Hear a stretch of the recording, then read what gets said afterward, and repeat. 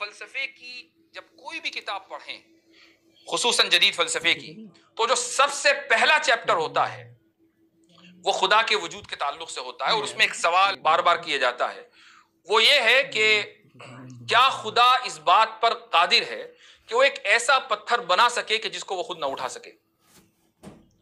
کیا خدا اس بات پر قادر ہے کہ وہ ایک ایسا پتھر بنا دے کہ جس کو وہ خود نہ اٹھا سکے؟ اب عام طور سے لوگ یہاں پھنس جاتے ہیں، اگر وہ یہ کہیں کہ قادر نہیں ہے تو خدا کی جو قدرت کاملہ ہے اس کا انکار لازم آتا ہے، اور اگر وہ یہ کہیں کہ قادر ہے تو اب اللہ رب العزت کے عاجز ہونے کا مسئلہ آتا ہے کہ بھئی اس نے ایسا پتھر بنا دیا کہ جس کو خود نہیں اٹھا سکتا، اس کا مطلب وہ عاجز ہوا۔ تو اب یہاں جو جدید فلاسفرز ہیں وہ لوگوں کو پھنسا لیتے ہیں۔ ایسے بہت سے لوگ ہیں مسلمان کہ جنہوں نے فلسفے کی کلاسز لیں اور چند ہی دنوں میں وہ ایتھیسٹ بن گئے، چونکہ ان کو لگا کہ ان سوالوں کا کوئی جواب نہیں ہے اور کوئی جواب مذہب نہیں دے سکتا، لہٰذا بہترائی یہ اس میں ہے کہ ہم مذہب کو چھوڑ دیں اور ہم اس نظریے کے قائل ہو جائیں۔ کتنی ہی بڑی تعداد مسلمانوں کی ایسی ہے کہ جو اسکولوں اور کالجوں میں جا کر ایتھیسٹ بن گئی۔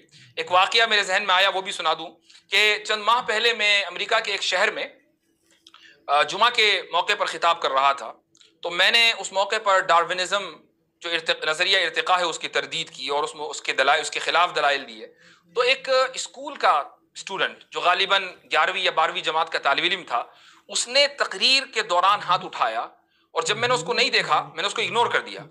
جب اس نے دیکھا کہ مقرر صاحب نے مجھے اگنور کر دیا تو وہ کھڑا ہوا اور اس نے کہا کہ آپ جس نظریہ ارتقاء کا انکار کر رہے ہیں وہ غلط ہے، میں نظریہ ارتقاء کو ثابت کر دوں گا۔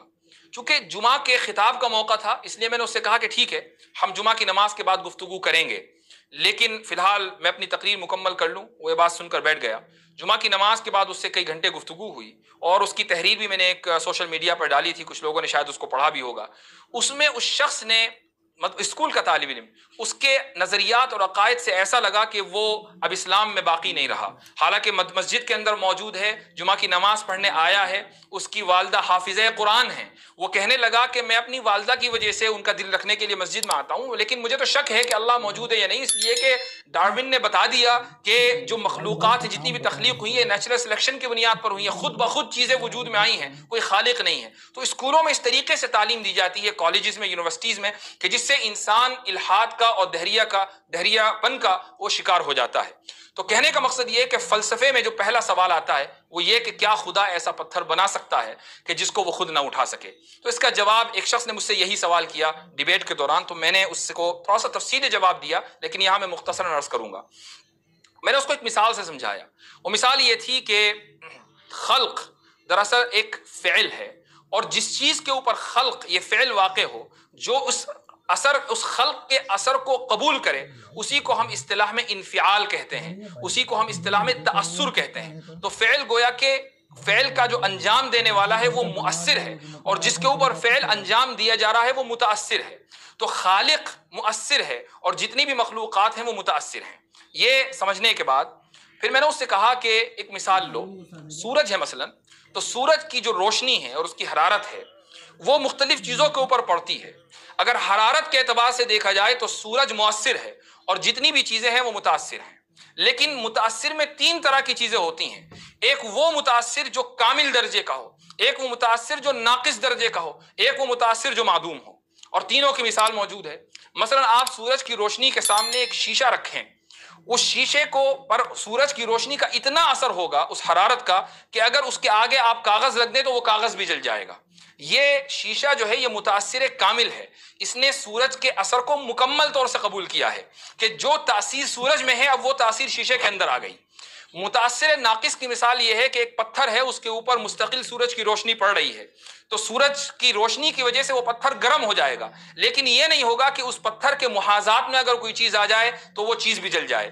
یہ مثال ہے متاثر ناقص کی۔ اور ایک چیز ہے متاثر معدوم۔ متاثر معدوم سے اس کی مثال یہ ہے کہ مثلا ساؤنڈ ویوز ہیں، میں بول رہا ہوں تو ویوز کے ذریعے آپ تک میری بات پہنچ رہی ہے، یہ جو ویوز ہیں ان کے اوپر بھی سورج کی روشنی پڑ رہی ہے چونکہ اس کائنات اور اسی دنیا کے اندر موجود ہیں، لیکن یہ ویوز سورج کی روشنی اور اس کی حرارت کو قبول نہیں کر رہی ہیں چونکہ یہ متاثر معدوم ہیں۔